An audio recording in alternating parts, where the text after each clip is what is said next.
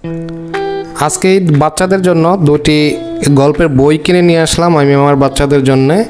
তো বাচ্চারা যখন স্কুলে রিডিং পড়া শেখার সময়কাল হয় তখন তাদেরকে মনে হয় যে এরকম গল্পের বই কিনে দেওয়াটা ভালো। তো আমার মনে হয়েছে যে তাদেরকে গল্পের বই কিনে দিলে হয়তো তারা রিডিং পড়াটা শিখতে পারবে, যেহেতু স্কুলে আদো আদো করে রিডিং পড়া শিখছে, বাংলা অক্ষরগুলো চিনতে পারছে। সো আমার বাচ্চারও আবদার ছিল যে তাকে একটি গল্পের বই কিনে দেওয়ার জন্য। সো আমি এই গল্পের বইটি কিনে দিয়েছি। এখানে দুইটি বই আছে, একটি হচ্ছে নীতিশিক্ষা আর একটি হচ্ছে রূপকথার ঝুলি।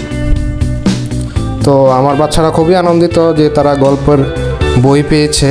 আর এই দুইটি বইয়ের দাম নিয়েছে 150 টাকা করে, 300 টাকা। তো জানি না দাম কেমন হয়েছে। তো আমার কাছে মনে হয়েছে বাচ্চাদেরকে এরকম গল্পের বই কিনে দিলে আসলে তাদের মোবাইল থেকে একটু ডাইভার্ট হবে, তারা মোবাইলের আসক্তি থেকে বেরিয়ে আসতে পারবে। তো আমার বাচ্চারা তো মহা আনন্দিত, মহা খুশি এরকম গল্পের বই পেয়ে। এই যে আমার দুই বাচ্চা বই পেয়ে খুব আনন্দিত। তো আমি কিয়ানকে জিজ্ঞেস করব, কিয়ান বই পেয়ে তোমার অনুভূতি কি? আমার খুব খুশি, থ্যাংক ইউ আব্বু। মায়ানকে জিজ্ঞেস করব, মায়ান তোমার অনুভূতি কি?